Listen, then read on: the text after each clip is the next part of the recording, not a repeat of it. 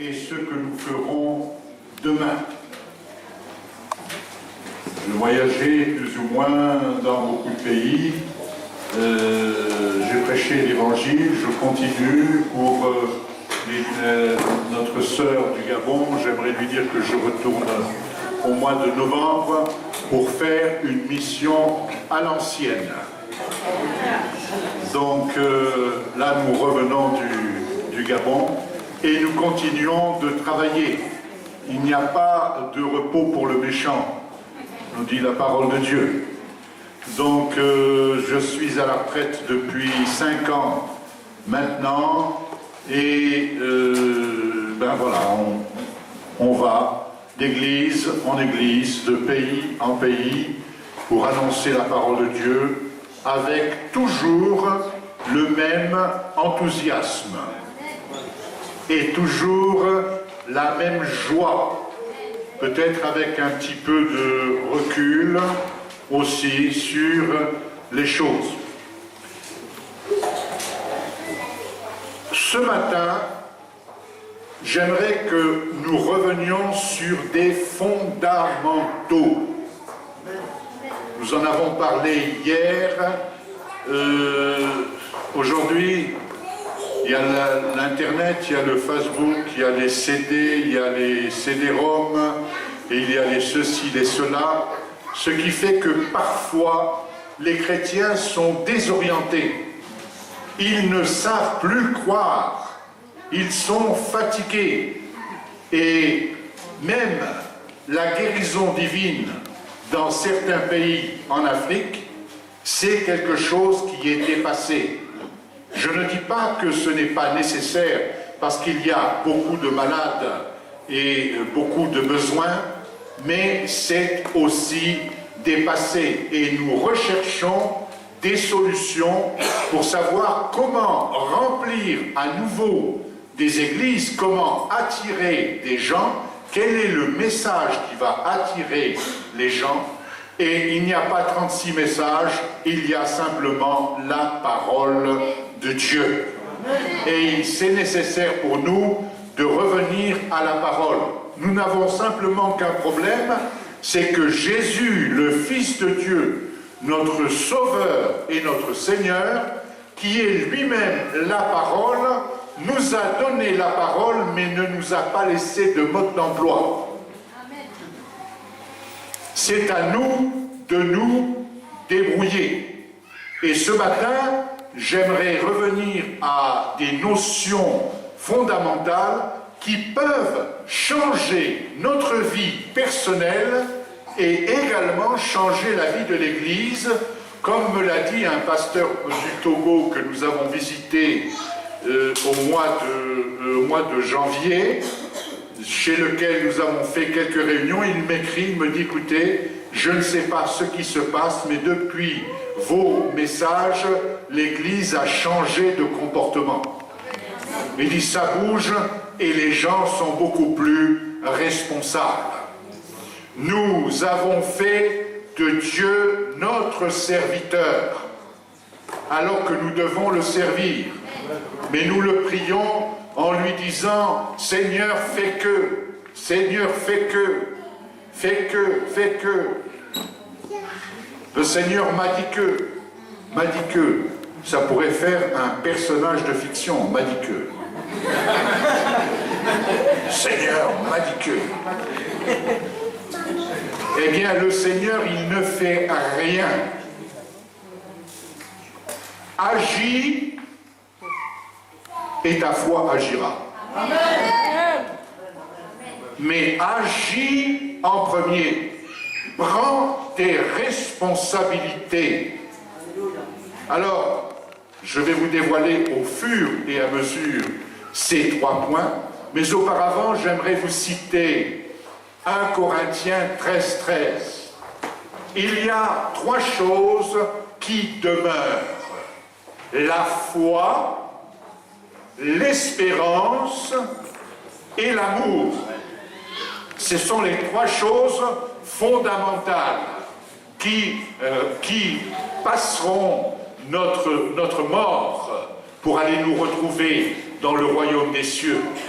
Qu'est-ce que la foi? Sinon qu'une ferme assurance des choses qu'on espère, une démonstration de celles qu'on ne voit pas. Celui qui croit que ce qu'il demande à Dieu n'existe pas pour les yeux de la chair, mais peut se manifester à n'importe quel moment. Et la foi produit l'espérance. Et l'espérance produit la joie. Et la foi produit la joie. Et la joie de l'Éternel est notre force. Que Dieu soit béni. Un chrétien triste est un triste chrétien. Ça, on le sait depuis des décennies. Et certains chrétiens en auraient besoin de prendre une pince pour les pincer bien fort pour arriver à les faire sourire. Et c'est important d'avoir la joie du Saint-Esprit, d'avoir la joie de la foi, d'avoir la joie de l'espérance. Et là, un jour, votre pasteur m'invitera pour venir faire un séminaire et je vous parlerai de l'espérance. Il ne faut pas confondre l'espérance et l'espoir, et tout dépend sur qui repose notre espérance. Si notre espérance repose sur des paroles d'hommes, nous sommes réellement mal en point. Mais si elle repose sur la parole de Dieu, nous avons des raisons d'être joyeux. Amen. La joie du Seigneur est notre force. La joie du Seigneur est notre médicament. La joie du Seigneur nous propulse et nous permet d'aller de l'avant. Il y avait un homme dans la Bible qui s'appelait Abraham. Et cet homme-là, eh bien, il était, paraît-il, stérile. Et sa femme, Sarah, 90 ans, elle ne pouvait pas avoir d'enfant. Ça faisait très très longtemps qu'elle avait perdu toute espérance d'en avoir, d'ailleurs, par les lois simples de la nature. Et voilà qu'un ange vient et leur annonce qu'ils auront un enfant. Et là, Abraham a pris la parole du Seigneur au sérieux, Sarah un peu moins. Elle s'est dit, le vieux, là, je ne sais pas comment il va faire, mais bon, 99 ans, c'est un peu difficile. Et un an après, elle a enfanté un enfant. Et puis un jour, Dieu a demandé, Dieu lui a fait des promesses, il lui a dit, ta postérité sera nombreuse comme le sable des mers. Et puis un jour, il demande cet enfant en sacrifice. Il dit, tu vas me faire un sacrifice, tu vas me donner cet enfant. Et il est monté sur la montagne, vous connaissez l'histoire, et Dieu a pourvu. Il a pourvu par un bélier. Il a permis que le sacrifice se fasse par un bélier. C'était un homme à la fois authentique. Et lorsque nous lisons dans cette version de la Bible, qu'on appelle la version, comment déjà, le semeur. Le semeur. Lorsque nous lisons dans le semeur, nous découvrons une petite pépite très très intéressante qui nous montre que la banque du ciel existe. La banque du ciel existe. Je vous invite à lire dans l'épître de Jacques. Oh là là, j'ai déjà 10 minutes. C'est beaucoup.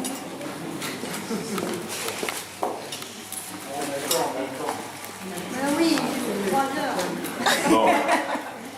Non, mais c'est pour faire quelques manières, quoi.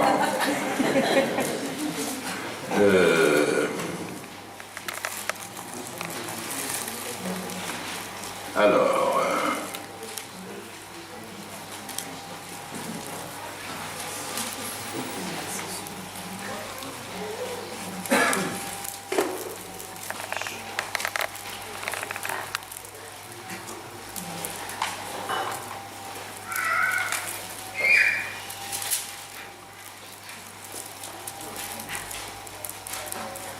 Alors, Je ne vais pas vous lire toute la Bible pour vous expliquer ce que j'ai à vous dire ce matin. Vous la lirez vous-même. Essayez de trouver votre mode d'emploi aussi. Mais voilà ce qu'il est dit. L'un à la fois, c'est dans Jacques chapitre 2, l'un à la foi et l'autre les actes. Eh bien, montre-moi ta foi dans les actes et je te montrerai ma foi par mes actes. Tu crois qu'il y a un seul Dieu, c'est bien, mais les démons aussi le croient et ils tremblent. Tu ne réfléchis donc pas. Veux-tu avoir la preuve que la foi sans les actes ne sert à rien? C'est dit une fois pour toutes. Ça ne sert à rien d'avoir une foi virtuelle.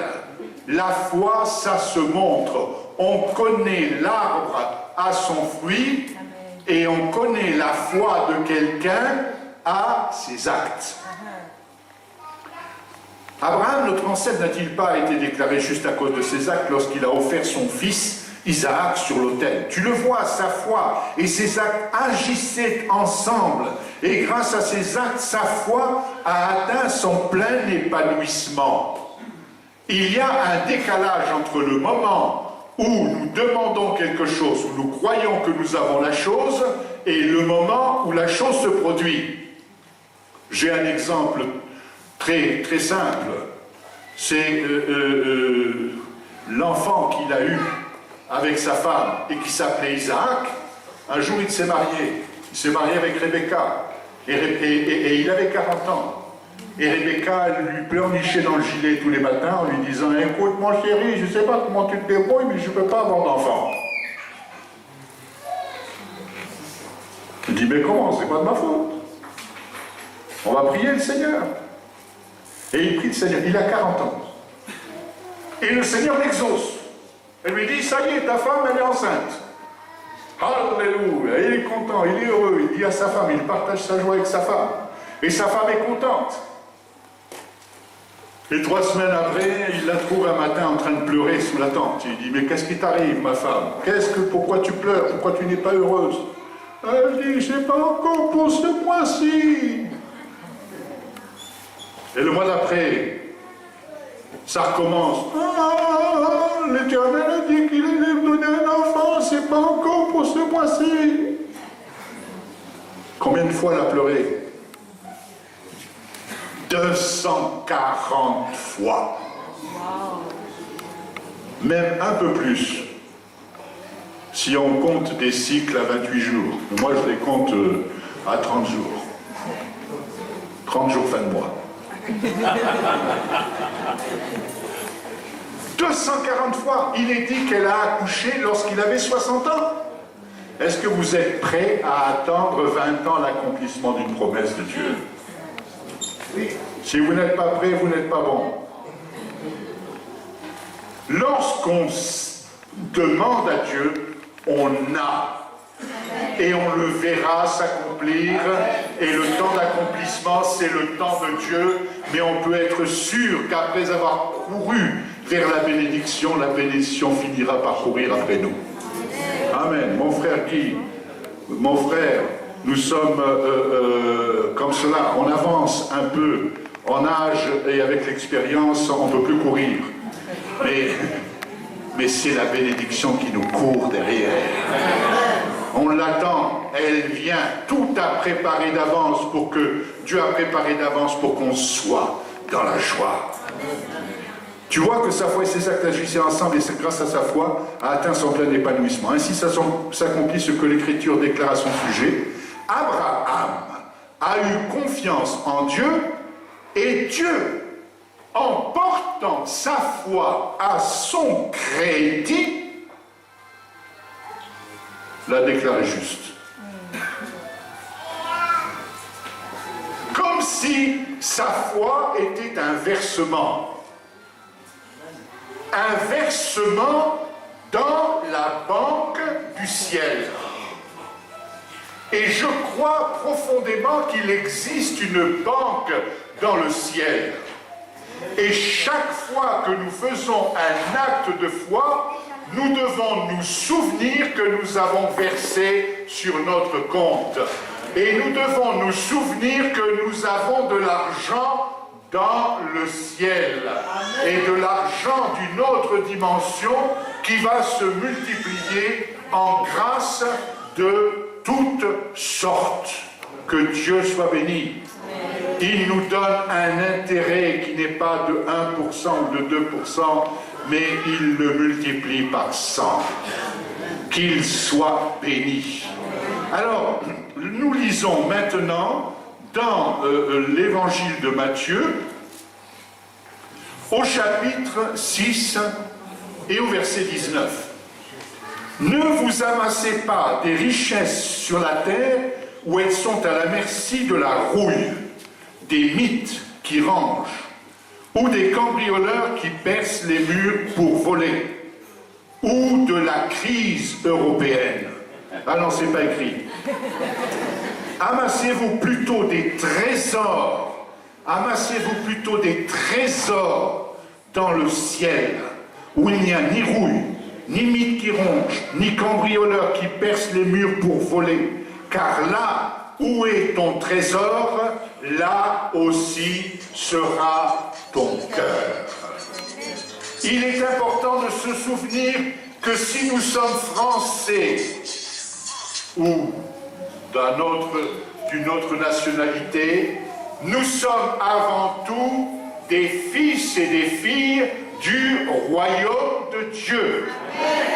Et lorsqu'il y a des problèmes de culture entre les Français, les Africains, les Antillais, les ceci, les cela, lorsque ces problèmes de culture existent, cela prouve tout simplement qu'il n'y a pas trop de maturité au milieu desquels ces problèmes existent. Parce que nous sommes tous du royaume de Dieu, et dans le royaume de Dieu, il y a une autre culture.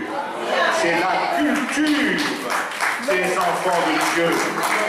Il y a une autre façon de parler, une autre façon de gérer son argent. Aujourd'hui, nous risquons de nous inquiéter. Et en nous inquiétant, nous nous infectons. Ah, tu te rends compte, ce qu'a fait le chef de l'État. Ah, mais les ceci, mais tout augmente, mais on va être serré à la gorge. Les PV ont augmenté du double, et les ceci, et les cela, et où on va droit dans le mur. Ça, c'est le langage des terriens. Mais nous ne sommes pas des terriens, nous sommes des enfants de Dieu, et notre Dieu pourvoira à tous nos besoins selon sa richesse avec Jésus-Christ. Mais nous devons savoir que nous avons du cash dans la banque du ciel. Et c'est la raison pour laquelle je vais vous parler du premier point aujourd'hui, et ce premier point, c'est donner.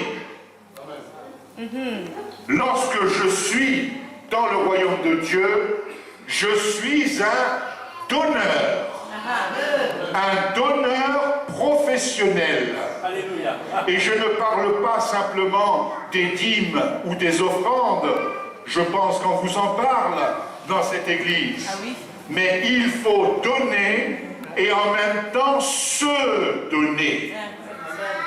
Pas simplement donner de notre superflu, comme les gens qui étaient dans le temple de Jérusalem et qui venaient, qui amenaient des grosses enveloppes bien grasses, bien épaisses, et ils mettaient de ces enveloppes, il y avait une pauvre femme veuve qui était là et qui n'avait que 2 petites pièces, qui a mis ces 2 petites pièces. Jésus l'examinait et il a dit à ses disciples, voyez-vous, cette femme, elle a mis plus que tous les autres parce qu'elle a donné de son nécessaire. Les autres ont donné de leur superflu. Et le Seigneur veut que nous soyons des donneurs. Amen. Lorsque nous nous réveillons le matin, nous nous posons parfois des questions. Et la question, vous pouvez reconnaître si quelqu'un est un donneur ou s'il n'est pas un donneur. Qu'est-ce que je vais pouvoir prendre à la vie aujourd'hui? Qu'est-ce que je vais pouvoir prendre? Je vais aller à l'église, je suis fatigué, mais je vais essayer de voir s'il n'y a pas un bon message, s'il n'y a pas une bonne louange. L'église, c'est comme une auberge espagnole, tu manges ce que tu amènes. Alléluia.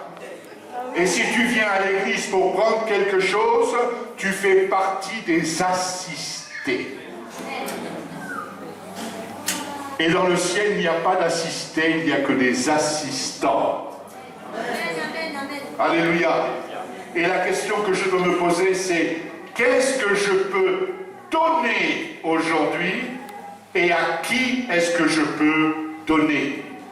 Et vous allez me dire, mais donner quoi? Eh bien, commence par te maquiller. Tu te regardes devant la glace et tu fais la gymnastique des zygomatiques. Amen. Et tu essayes de t'accrocher un beau sourire.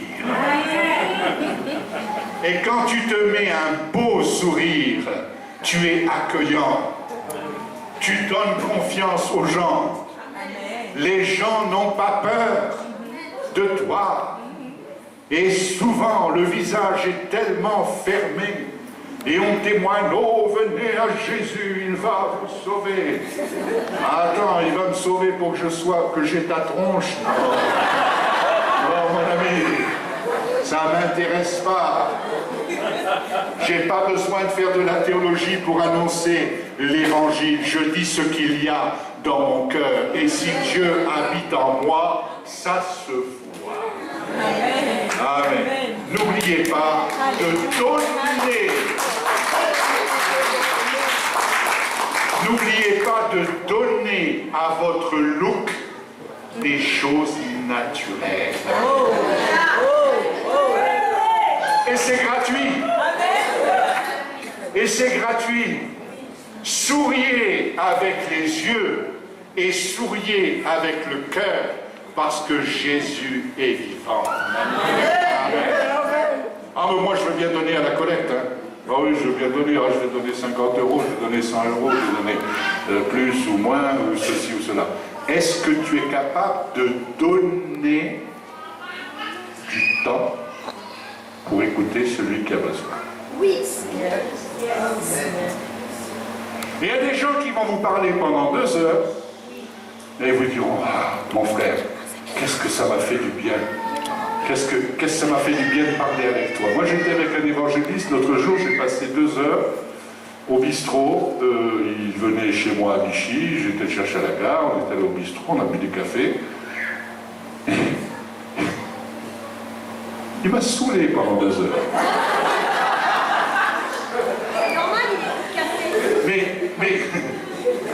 Mais je l'ai écouté. Attentivement. Attentivement. Quand je dis qu'il m'a saoulé, ne voyez pas cela mal, mais il parlait. Ah, c'est Jean-Michel. Ah, mais j'ai la possibilité de lui parler. Et il m'a parlé. Je l'ai écouté.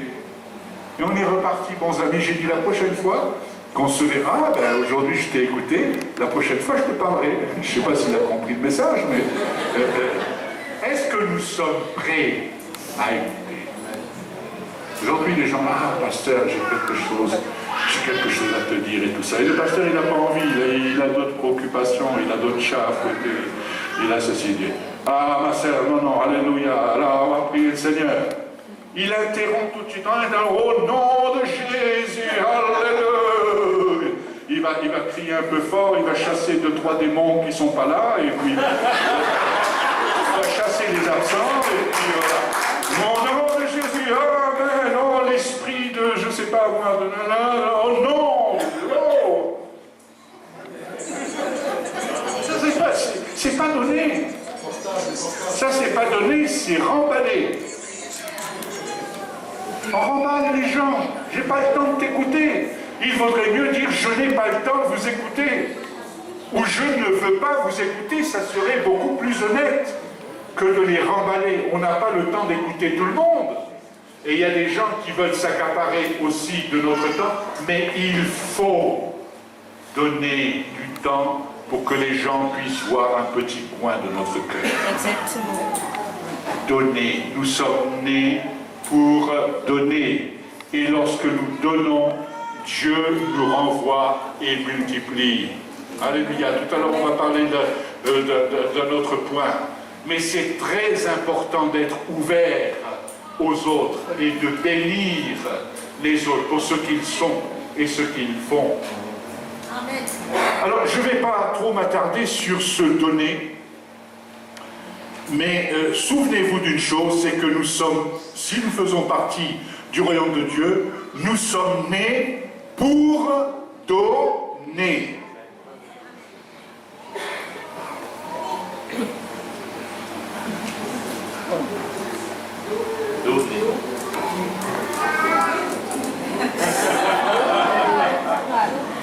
Nous sommes nés pour donner. Et lorsque vous donnez, vous amassez des trésors dans le ciel. Et vous ne manquerez jamais de rien. Si vous donnez du temps, on vous donnera du temps. Si vous donnez un beau visage, vous rencontrerez de beaux visages. Si vous donnez de bonnes paroles, vous recevrez de bonnes paroles. Si vous savez bénir les gens, vous serez bénis en retour. Et cela, mes amis, cela ne dépend pas de Dieu. Si vous priez, ô Seigneur, fasse de quoi, mais fasse que je puisse donner. Feignant. Le Seigneur a dit donner et il vous sera donné. Point. À toi de trouver réellement le mode d'emploi. 1. Nous sommes des donneurs. 2. Alors on va lire un passage dans Marc 11.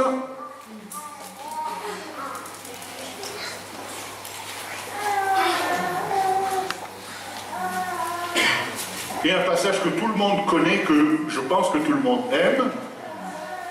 Verset 20, le lendemain matin, en passant par là, ils virent le figuier. Il avait séché jusqu'aux racines. Pierre, se souvenant de ce qui s'était passé, dit à Jésus, « Maître, regarde le figuier que tu as maudit, il est devenu tout sec. » Jésus répondit, « Ayez foi en Dieu. Vraiment, je vous l'assure, si quelqu'un dit à cette colline, « Soulève-toi de là et jette-toi dans la mer, sans douter dans son cœur, mais en croyant que ce qu'il dit va se réaliser, la chose s'accomplira pour lui. C'est pourquoi je vous le déclare, tout ce que vous demanderez dans vos prières, croyez que vous l'avez reçu, et cela vous sera accordé. » Amen. C'est un beau passage qui concerne la foi. Et aujourd'hui, on va aller plus loin. On va lire la suite. Quand vous priez, si vous avez quoi que ce soit contre quelqu'un, pardonnez-lui pour que votre Père Céleste vous pardonne, lui aussi, vos fautes. Mais si vous ne pardonnez pas, votre Père qui est dans les cieux ne vous pardonnera pas non plus vos fautes. Le deuxième point fondamental, qui est un peu pas facile pour ceux qui ne sont pas habitués à le faire, c'est la question du pardon. Et lorsque nous sommes dans le royaume de Dieu, nous sommes des pardonneurs. Ce qui est notre part d'honneur.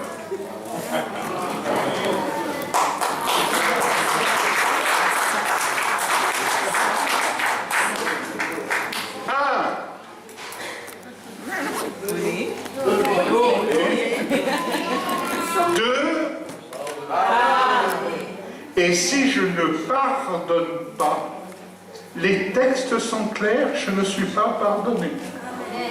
Et si je ne suis pas pardonné, j'ai des problèmes pour être exaucé dans ma prière. J'ai des obstacles et je cherche du côté de ma tante ou de ma grand-mère pour savoir qui m'a jeté un sort. Et il y a des gens qui viennent pour être délivrés parce que ce n'est pas de leur faute, c'est de la faute d'un esprit. C'est un mauvais esprit qui est là.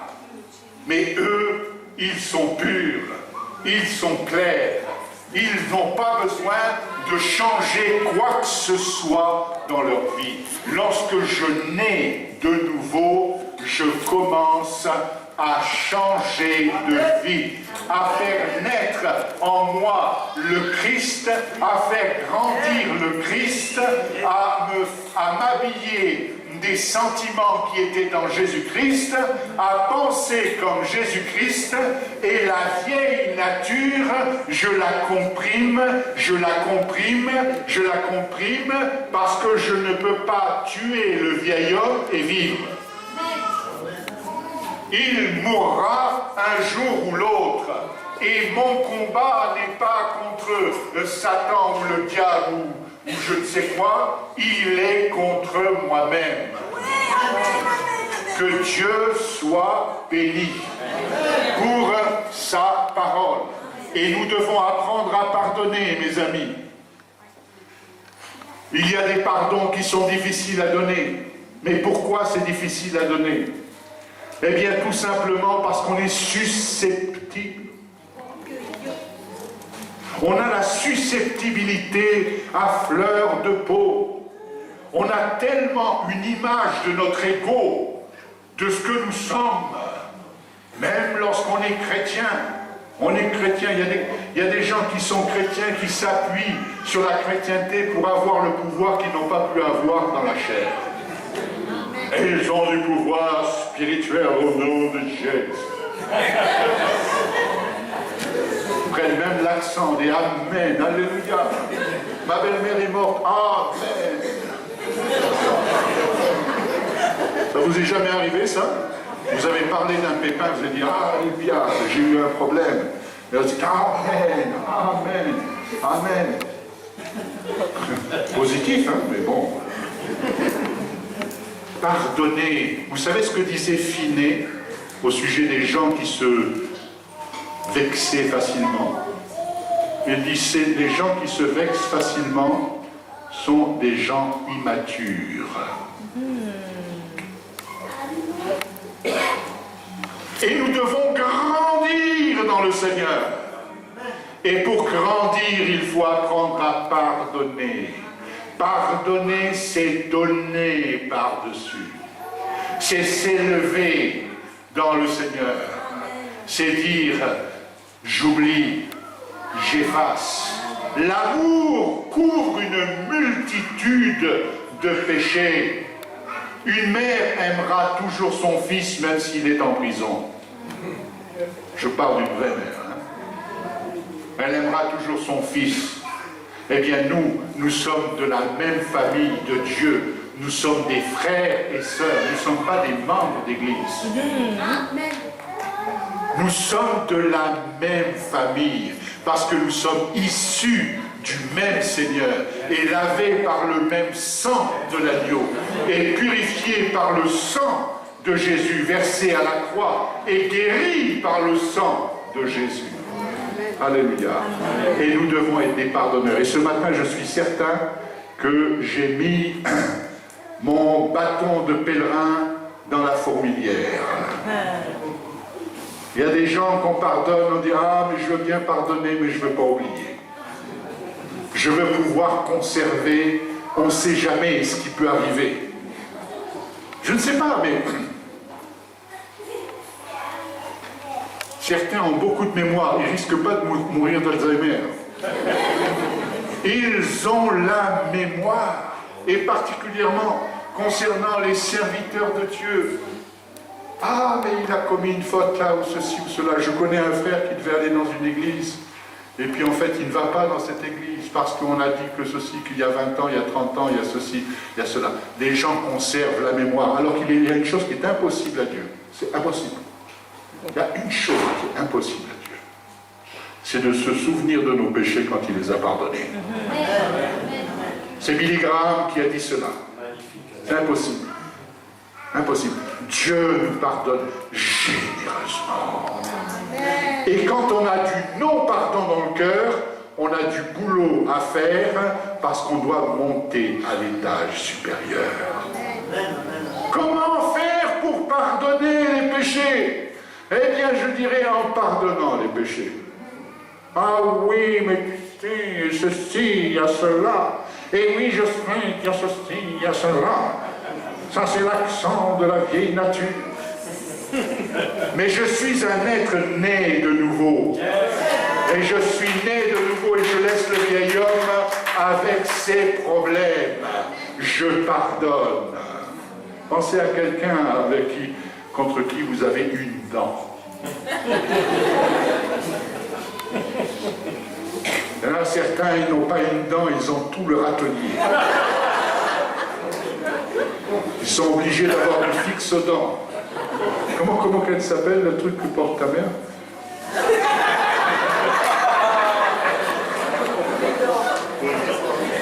Du polydent pour tenir les dents de la mer. Et je ne parle pas de la mer, de l'océan, je parle de celui qui est amer.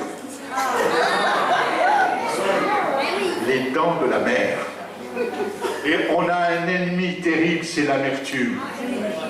L'amertume et quand on est amer, on est vraiment sur le trottoir ou on est au garage. Il faut se libérer de l'amertume et pour se libérer de l'amertume, il faut pardonner. Comment je peux faire pour pardonner? Eh bien en pardonnant. Voilà ce que Jésus a dit, voilà ce qu'il a essayé de faire comprendre. Vous êtes des pardonneurs, vous pardonnez, mais comment vous faites? Eh bien en pardonnant. Et c'est en pardonnant que vous deviendrez un pardonneur.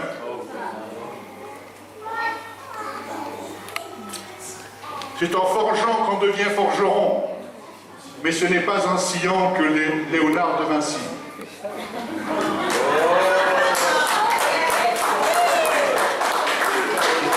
C'est une vieille, elle est très très vieille.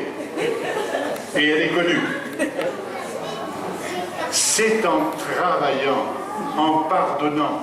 Et si vous avez quelqu'un à pardonner, vous n'y arrivez pas, vous dites « Ah là, moi c'est difficile, mon mari m'a trompé, ou ma femme m'a trompé, ou mon patron m'a trompé, ou ceci ou cela. » Pardonnez, devenez un pardonneur, c'est votre pardonneur. Consacrez du temps à pardonner à tous ceux qui vous ont offensé. Oh Seigneur, je te prie pour ceux que j'aime. Et tu pries jamais pour ceux que tu n'aimes pas? Priez pour ceux qui vous maltraitent et qui vous persécutent. Là, on aura du boulot. Il faut prier, à savoir s'ils vont se convertir ou pas se convertir, ce n'est pas notre problème. Nous devons faire l'ouverture, ouvrir notre cœur largement, parce que nous sommes des pardonneurs. Amen. Alors, j'ai terminé mon contrat. Je vous ai dit 40 minutes, les 40 minutes sont passées. Mais il y a encore un point. Il y a encore un point. Et c'est le troisième point. Et pardonnez, si vous priez, vous dites, Seigneur, donne-moi la force de pardonner. Vous perdez votre temps. Et Dieu vous dit, comment tu veux que je te demande de pardonner? Tu veux que je pardonne à ta place? C'est à toi de pardonner. C'est à toi de prendre ta responsabilité. Tu sèmes ou tu sèmes pas? Ou alors tu as la foi plus grande que celle de n'importe qui. Il y a des gens qui s'imaginent que Dieu va tout leur donner. Tout leur est dû. Tout leur est dû. Et ce sont de grandes prières. Au nom de Jésus. Ils voient une surface comme ça, bien lisse, tout ça. Au nom de Jésus. Selon Marc 11, 23. Au nom de Jésus. Que des poireaux poussent dans cette salle.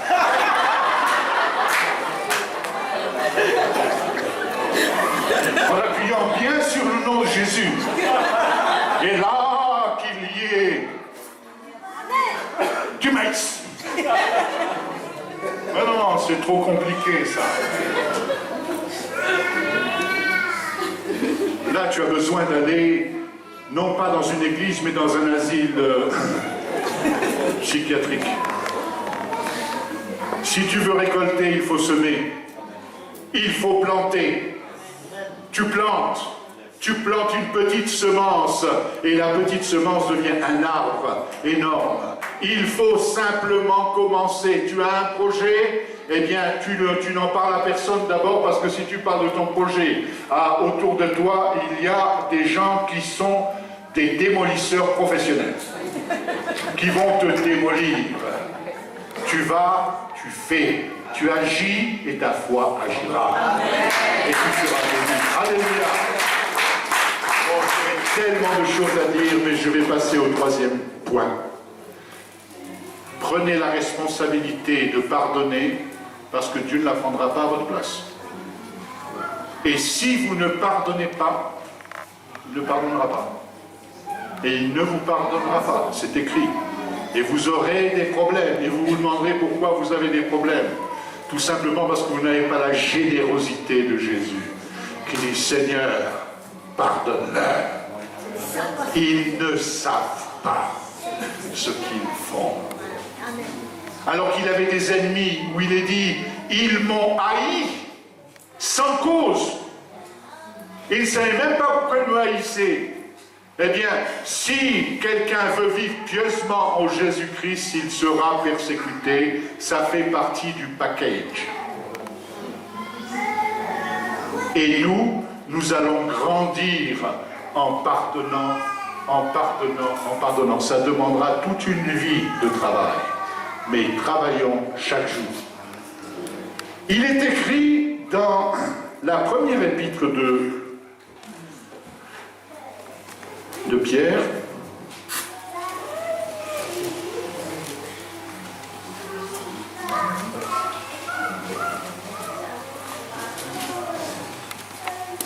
au chapitre 3 et au verset 8. Enfin, visez tous le même but, partagez vos peines, aimez-vous comme des frères et des sœurs, soyez bons, soyez humbles, ne rendez pas le mal pour le mal, ni l'injure pour l'injure. Répondez au contraire par la bénédiction. Car c'est à cela que vous avez été appelés, afin de recevoir vous-même la bénédiction. Et dans la version seconde, normale, il est écrit « Bénissez afin d'hériter de la bénédiction ». Alors, je vais faire ici quelque chose que vous allez mettre un petit peu de temps à pratiquer. D'ailleurs, moi-même, je pratique ça à 80%, peut-être des fois à 90%. Seigneur, bénis mes enfants. C'est-à-dire, moi, je n'ai pas le temps de le faire, mais si tu as le temps de le faire, tu le fais. Seigneur, bénis mes enfants. Seigneur, bénis le pasteur. Seigneur, bénis les chrétiens. Autrement dit, je me sers du Seigneur pour qu'il puisse faire le boulot en place. Mais il n'est pas dit demander que le Seigneur bénisse. Il nous est demandé de bénir, nous.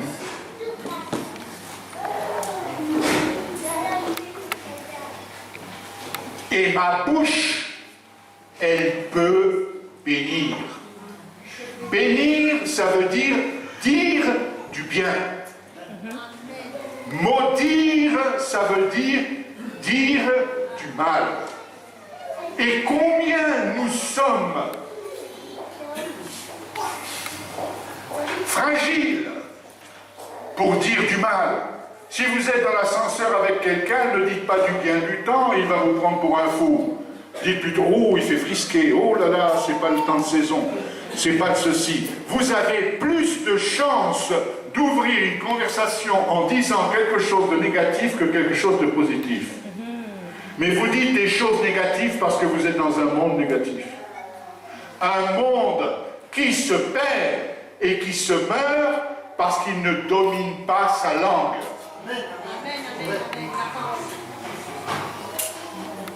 Moi, je ne demande pas à Dieu de vous bénir, je vous bénis au nom de Jésus. Et quand je pense à vous, je veux dire du bien, et je veux dire que du bien de vous. Alors, je ne dis pas que je réussis à 100%, il y a des fois je dérape comme tout le monde. Mais je m'efforce de dire du bien. Et en disant du bien, je pense du bien. Et quand je vois mon frère et que je lui serre la main, il sait, quand je lui serre la main, il sait vraiment si je prie pour lui, si je l'aime, ou si simplement je le fuis. Ah, j'ai dit du mal de lui, donc j'ai quelque chose sur la conscience. J'ai une conscience. Et quand on me serre la main comme si on me plaçait une truite dans la main et que la main glisse comme ça, je me dis que le gars il nous regarde à côté. Voilà, il y en a qui sont beaucoup plus hardis, qui disent « Ah, c'est vous le fameux Jaillet !» Et j'ai dit « Oui, c'est moi le fameux Jaillet !» Il faut savoir qu'est-ce qu'il y a derrière le fameux. Je vais vous dire une chose. Il faut lire la parole de Dieu et il faut donner une chance à Dieu. Il faut donner une chance à Dieu de transformer le logos en réma. Amen. Je vais vous faire une démonstration ce matin. J'ai lu un texte il y a quelques jours et ça m'a laissé baba. J'ai écrit, j'ai pris des notes, mais je ne vais pas vous les lire. Je me suis dit, mais qu'est-ce qu'il veut dire par là? Qu'est-ce qu'il veut dire par là? Quelques jours après, j'ai eu un commencement de lumière. Dans l'évangile de Matthieu, écoutez bien ça. C'est étrange. C'est étrange comme texte. Vous avez appris qu'il a été dit à nos ancêtres, si quelqu'un a commis un meurtre, il en répondra devant le tribunal. Eh bien moi je vous dis, celui qui se met en colère, je ne t'ai pas regardé ma chère,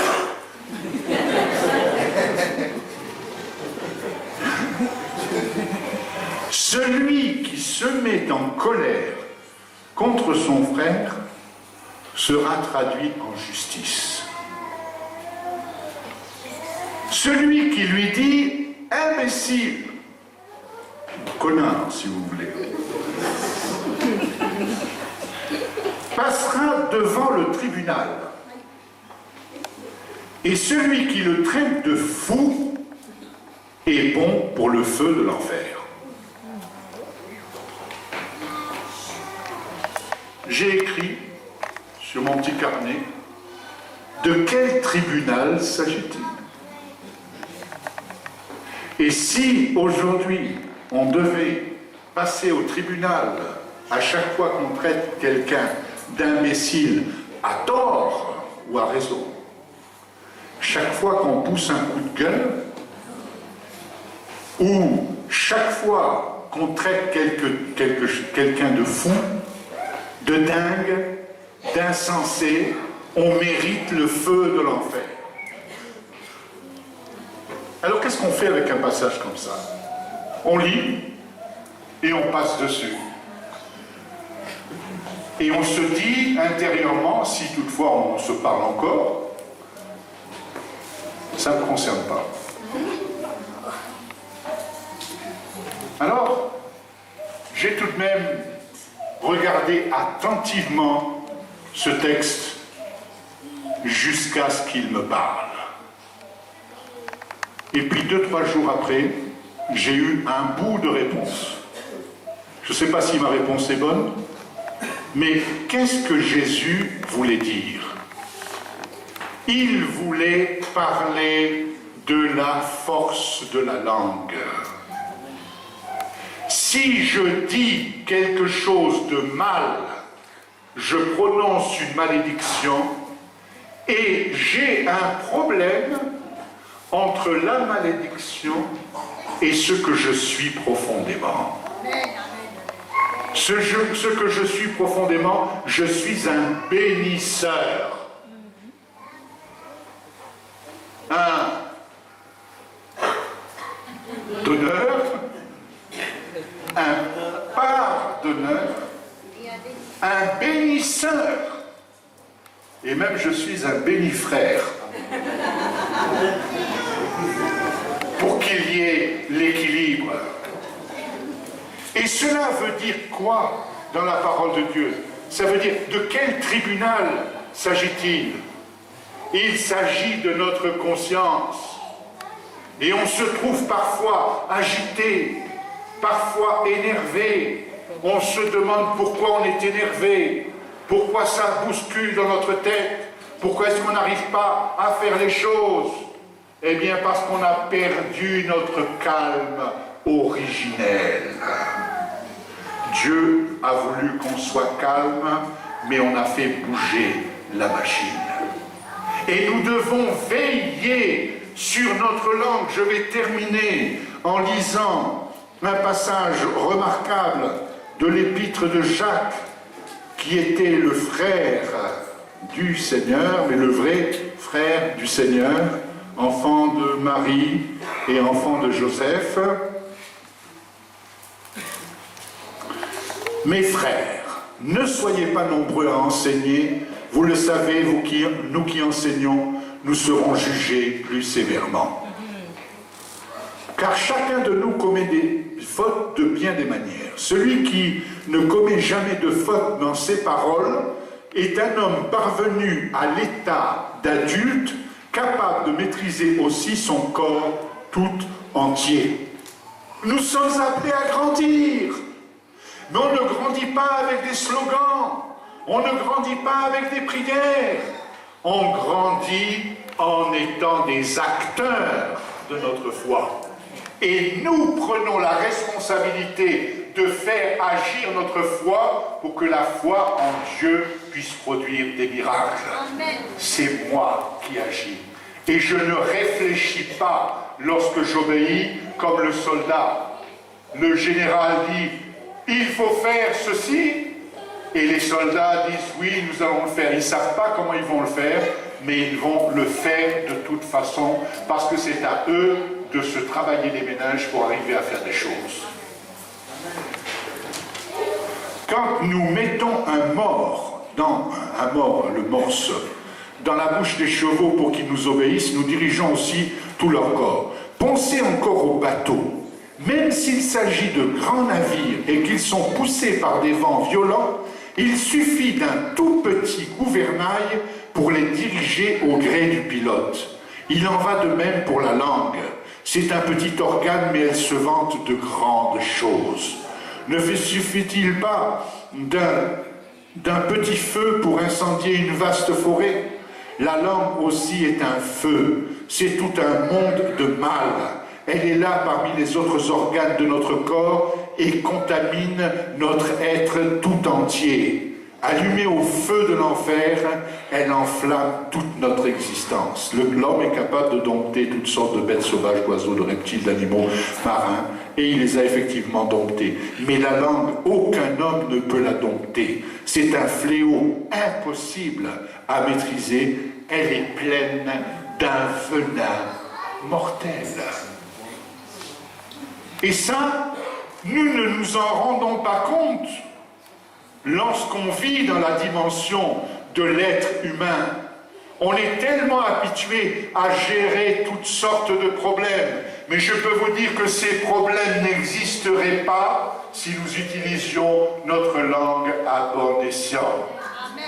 L'inquiétude s'évaporerait comme le brouillard lorsque le soleil se lève. Il y a des considérations dont on ne tiendrait plus compte, parce qu'on serait sauvé, on porterait le fruit de l'esprit. L'amour, la joie, la paix, la patience, la persévérance, la douceur, la tempérance. Ce fruit, on le porterait tout simplement si on tenait notre langue en bride. C'est pas facile, mais c'est possible.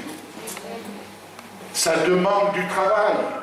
Veillez et priez afin de ne pas tomber dans la tentation.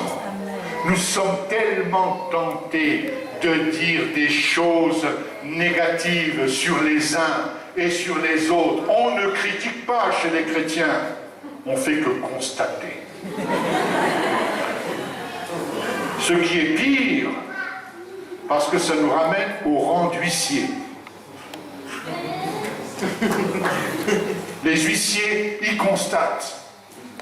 Oh, je ne le dis pas. Et alors, on le dit, mais avec une... Ça, ce n'est pas le fruit de l'esprit. Ça, c'est le travail du vieil homme, qui est pourri jusqu'à l'os. Et notre langue doit être réhabilitée pour parler le langage du royaume des cieux, pour annoncer la parole de Dieu, pour annoncer l'évangile, pour bénir les gens. Alléluia. Moi, je bénis la banque. Je passe devant ma banque et je bénis la banque et tout l'argent qu'elle contient, sans oublier l'argent. Je la bénis, je bénis le banquier, je bénis des gens que je croise dans la rue. Et en bénissant les gens, en bénissant, je me bénis. Que Dieu soit loué. N'allons pas chercher à droite ou à gauche des démons. Je ne dis pas que le démon n'existe pas, mais le démon, eh bien, il agit en faisant croire qu'il est plus fort que ce qu'il est, alors qu'il n'est simplement qu'une créature. Ce n'est pas un créateur. On ne peut pas le mettre sur le plan de Dieu. Ce n'est qu'une créature. Et le démon, il s'en va. Vous savez comment il se présente? Il se présente à nous sous forme de pensée. Et on a des pensées qui nous viennent. On ne sait pas d'où ça vient. Vous voulez vous mettre à prier, et tout d'un coup vous dites, ah mais j'ai pas téléphoné à un tel. Ou avant de prier, il faut que j'aille faire pipi. Ou tiens, j'ai oublié d'éteindre la lumière là-haut. Et ceci et cela. Et ça, c'est ce qui nous distrait, c'est lorsqu'on ne maîtrise pas son corps, on ne maîtrise pas non plus sa pensée, et on est appelé à maîtriser notre pensée. On peut le faire. Je sais le faire. Et ça m'a demandé des années, et je suis toujours en travail pour maîtriser. Et quand il y a une mauvaise pensée qui me vient, je lui dis gentiment, dégage, avec amour. Avec amour. Alors des fois, j'utilise l'allemand. Ma femme est d'origine allemande et italienne en même temps. Et je dis en prenant un air plein d'amour, Raus. Ou alors, j'utilise l'anglais et je dis out. Ou alors, j'utilise le français et je dis dégage. Mais tout est dans la façon de le dire. Il ne faut pas le dire nerveusement, il faut le dire rempli d'amour. Et ça dégage. Alléluia, que Dieu soit béni.